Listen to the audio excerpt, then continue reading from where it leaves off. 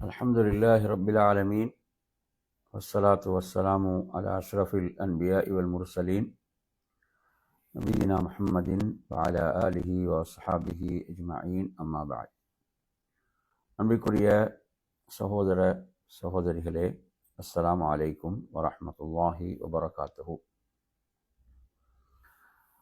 நாம் 4 வகையான நோன்புகளை பற்றி இன்று பார்ப்போம். ஷேக் சாலிஹ் அல் உஸைமீன் ரஹிமஹுல்லாஹ் அவர்கள் இதை குறிப்பிடுகின்றார்கள். இதில் முதல் வகையான நோன்பை பொறுத்தவரையில் ஸௌமுல் மஃப்ரூத், கடமையாக்கப்பட்ட நோன்பு. ரமதான் மாதத்துடைய நோன்பை பொறுத்தவரையில் அஜாஅன் வ கதாஅன், ரமதான் மாதத்தில் அதை நிறைவேற்றுவது கடமை, அது தவறும் போது பிறகு அதை கலா செய்வதும் கடமை.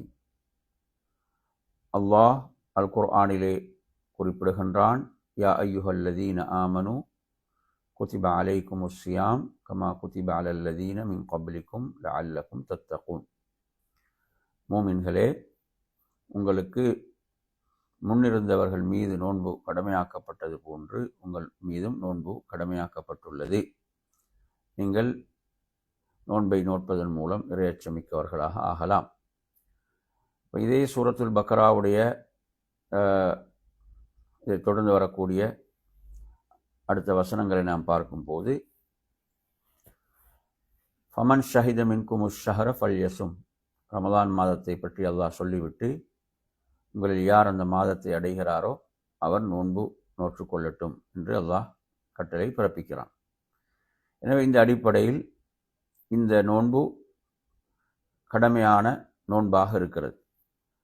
கடமையான நோன்பில் இரண்டாவது ஒரு வகையை நாம் தெரிந்து கொள்வோம். கடமையான நோன்பின் இரண்டாவது ஒரு வகைதான், அதாவது கஃபாராத், பரிகாரங்களுக்காக சில நோன்புகளை நோக்குமாறு மார்க்கம் கடமையாக்கி இருக்கிறது. அந்த நோன்புகளை நோட்பது கடமை. நாம் பரிகாரத்துக்குரிய நோன்புகள் என்று பல வடிவங்களை நாம் பார்க்கலாம். இப்போ உதாரணமாக ஒரு செய்தி முஸ்லிமில் இடம்பெறுகிறது. அல்லாஹுடைய தூதர் சொன்னார்கள், அதாவது சத்தியத்துக்குரிய பரிகாரம் எதுவோ அதுதான் நேர்ச்சைக்குரிய அந்த பரிகாரமும்.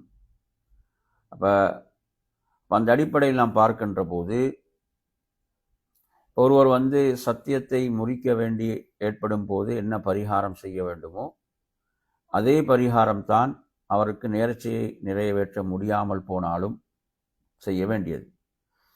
அதற்குரிய பரிகாரம் என்ன? குர்ஆன்ல சூரத்துல் மாஇதா 89 வசனத்திலே அல்லாஹ் தஆலா இதை சொல்கிறான். சத்தியத்தை ஒருவர் முறிக்க வேண்டி விரும்பினால் அவர் 10 ஏழைகளுக்கு உணவளிக்க வேண்டும். நடுத்தரமான நீங்கள் உண்ணக்கூடிய உணவிலிருந்து 10 ஏழைகளுக்கு உணவளிக்க வேண்டும், அல்லது 10 ஏழைகளுக்கு ஆடை அளிக்க வேண்டும், அல்லது ஒரு அடிமையை உரிமையிட வேண்டும்.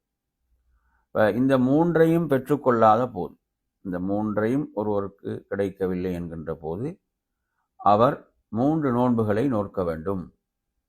இதுதான் அதற்குரிய பரிகாரம். எனவே இங்கு இந்த 3 நோன்புகள் அவைகள் கிடைக்காத போது அவர் மீது கடமையாகி விடுகிறது என்பதை நாம் பார்க்கின்றோம். அதே போன்றுதான் என் அருமையான சகோதரர்களே, திஹாருடைய சட்டத்திலும், அதாவது மனைவியை தாய்க்கு ஒப்பிடுவது என்ற இந்த விடயம், இதை ஒரு வெறுப்புக்குரிய விடயமாகத்தான் குர்ஆன் சொல்கிறது. இவ்வாறு ஒருவர் செய்துவிட்டால் இதற்குரிய பரிகாரமாக என்ன மார்க்கம் சொல்கிறது என்று சொன்னால், திரும்ப அந்த மனைவியோடு சேர்வதற்கு முன்னால் பரிகாரத்தை செய்தாக வேண்டும். ஒரு அடிமையை என்ன செய்ய வேண்டும்? உரிமை இடுதல். அதற்கு முடியாத போது 2 மாதங்கள் என்ன செய்ய வேண்டும்? தொடர்ந்து நோன்பு இருக்க வேண்டும். 2 மாதங்கள் நோன்பு இருக்க வேண்டும் என்று குர்ஆன் சொல்கிறது. அதற்கு முடியாத போது 60 ஏழைகளுக்கு என்ன செய்ய வேண்டும்? உணவளிக்க வேண்டும். இப்போ இங்கும் நோன்புடைய சட்டம் வருகிறது. நோன்புடைய சட்டத்திலும் இதில் நாம் பார்க்கிறோம், தொடர்ச்சியாக நோன்பு இருக்க வேண்டும். தொடர்ச்சியாக நோன்பு இருக்க வேண்டும் 2 மாதங்கள்.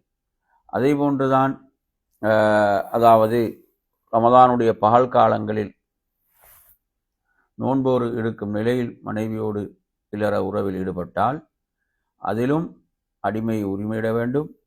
அதற்கு முடியாத பட்சத்தில் 2 மாதங்கள் தொடர்ச்சியாக நோன்பு இருக்க வேண்டும்.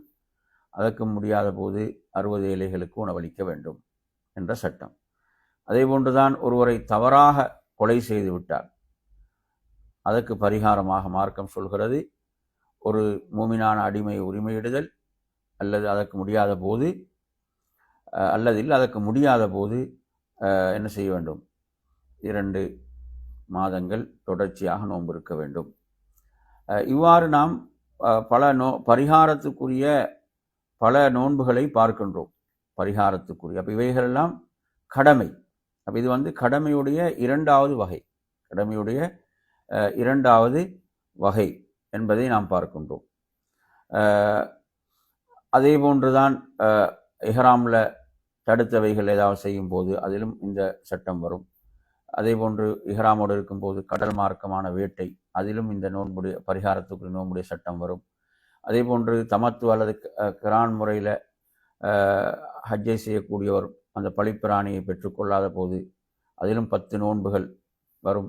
3 நோன்புகள் மக்காவிலும், 7 நோன்புகள் ஊர் திரும்பி. இவ்வாறு இதெல்லாம் பரிகாரத்துக்குரிய நோன்புகள். இது கடமை. அடுத்து 3வது ஒரு வகை இதில் இருக்கிறது, அதுவும் கடமைதான். அதுதான் நேர்ச்சை. ஒருவர் தன் மீது என்ன செய்வது? கடமையாக்கி கொள்ளுதல். தன் மீது கடமையாக்கி கொள்ளுதல். அப்போ எனவே ஒருவர் என்ன செய்கிறார்? ஒரு நோன்பை நேர்ச்சை செய்திருந்தால், நேர்ந்திருந்தால், அந்த விடயம் நிறைவேறும் போது அவர் மீது அந்த நோன்பு கடமையாகி விடுகிறது. ஒரு மனிதர் அல்லாஹ்வுடைய தூதரிடம் வருகிறார்.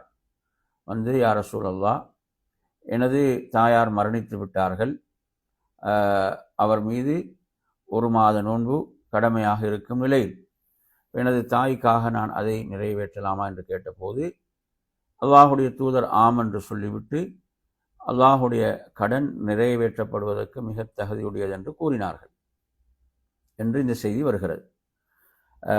அடுத்து மற்றொரு செய்தியில் வருகிறது. அந்த செய்தியில் இதெல்லாம் புகாரி முஸ்லிமில் வரக்கூடிய செய்திகள். ஒரு பெண்மணி அல்லாஹுடைய தூதரிடம் வருகிறார்கள், வந்து சொல்கிறார்கள், எனது தாய் மரணித்து விட்டார்கள், அவர் மீது நேர்ச்சை நோன்பு கடமையான நிலை, எனவே நான் அதை நோட்கலாமா? போது அல்லாஹ்வுடைய தூதர் கேட்கிறார்கள், உமது தாய்க்கு ஏதாவது கடன் இருந்தால் நீர் அதை நிறைவேற்றுவீரா இல்லையா என்று கேட்கும்போது அந்த பெண்மணி ஆம் என்று நான் அதை நிறைவேற்றுவேன் என்று சொல்கிறார்கள். எனவே உமது தாய்க்கு பகரமாக நீங்கள் என்ன செய்யுங்க, அந்த நோன்பை நோற்று விடுங்கள் என்று சொன்னார்கள். இந்த செய்திகளை நாம் பார்க்கும்போது இது கடமையான நோன்பின் இன்னும் ஒரு 3வது வகை, நேர்ச்சை. ஒருவர் தன் மீது கடமையாக்கி கொள்ளுதல். 4வது வகை என் அருமையான சகோதரர்களே, அதாவது உபரியான நோன்புகள். உபரியான நோன்புகளை பொறுத்தவரையில் உபரியான நோன்புகள் 2 வகைப்படும். ஒன்று அதாவது முத்தலக், பொதுவான உபரியான நோன்புகள். அடுத்தது முகையத், குறிப்பான உபரியான நோன்புகள் என்று அது 2ஆக பிரியும். இப்போ நாம் பார்க்கின்ற போது பொதுவான உபரியான நோன்புகள் என்று சொல்கின்ற போது ஒருவர் என்ன செய்கிறாரு, அதாவது மாதத்தில் ஏதாவது ஒரு நாளில் சுன்னத்தான நோன்பை நோட்க விரும்புகிறார். ஒருவர் என்ன செய்கிறார், திங்கட்கிழமை அல்லது வியாழக்கிழமை நோன்பு நோட்கிறார், அல்லது செவ்வாய், புதன், இது போன்ற நாட்களில் அவர் சுன்னத்தான நோன்பை நோட்கிறார் என்று சொன்னால் இது ஒரு பொதுவான சுன்னத்தான நோன்புகள். இந்த நோன்புகளை பொறுத்தவரையில் ஒருவர் சூரிய உதயத்துக்கு பிறகு கூட, ஃபஜ்ருக்கு பிறகு கூட, சூரிய உதயத்துக்கு பிறகு கூட, லுஹருக்கு முன்னால் கூட என்ன செய்யலாம், அவர் நோன்புக்குரிய நியத்தை வைத்துக் கொள்ளலாம்.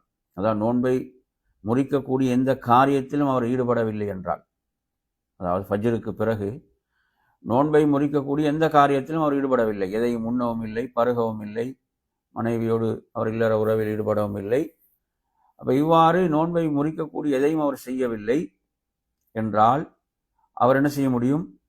அவர் காலையில் கூட என்ன செய்யலாம்? அந்த நோன்புக்குரிய நியத்தை வைத்துக் கொள்ளலாம். இதுதான் பொதுவான உபரியான நோன்புகள். இதில் அவர் எப்போது நியத்து வைக்கிறாரோ அதிலிருந்து தான் அவருக்கு என்ன செய்யும்? நன்மை கிடைக்கும். அடுத்தது இதில் நாம் பார்க்கின்ற போது குறிப்பான சுன்னத்தான நோன்புகள் என்று நாம் பார்க்கின்றோம்.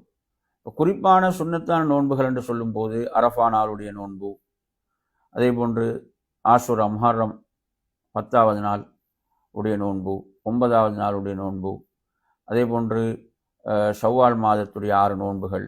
இது போன்ற நோன்புகள், இவ்வாறான நோன்புகளை பொறுத்தவரையில், இவைகளை பொறுத்தவரையில் ஒருவர் என்ன செய்யணும்?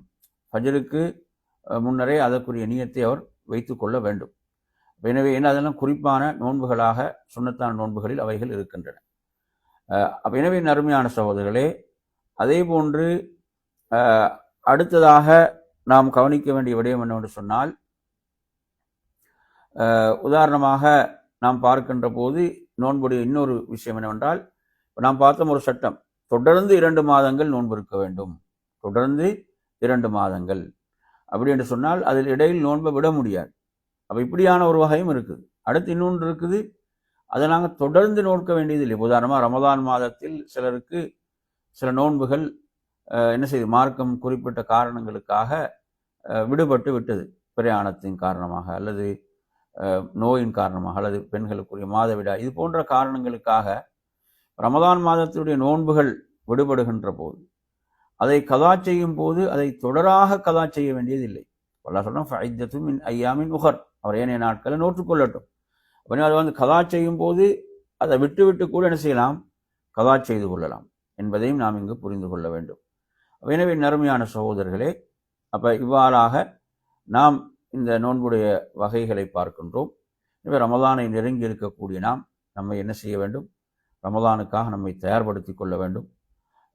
அந்த அடிப்படையில் சுன்னத்தான் நோன்புகளை நோட்பதன் மூலமாக, அதே போன்று நாம் அல்லாஹ்விடத்தில் தௌபா செய்து ஒரு தூய்மையான உள்ளத்தோடு அல்லாஹ்விடத்தில் நாம் பிரார்த்திக்க வேண்டும். ரமலானை நல்ல முறையிலே ஆரோக்கியமாக அடைந்து நல்ல அமல்கள் செய்து உனது பொருத்தத்தை பெற்ற ஒரு அடியானாக நான் மாற வேண்டும் என்ற பிரார்த்தனைகளை நாம் அதிகம் அதிகம் இந்த நாட்களிலே செய்ய வேண்டும் என்று கூறி நிறைவு செய்கிறேன். وآخر دعوانا الحمد لله رب العالمين. السلام عليكم ورحمة الله وبركاته.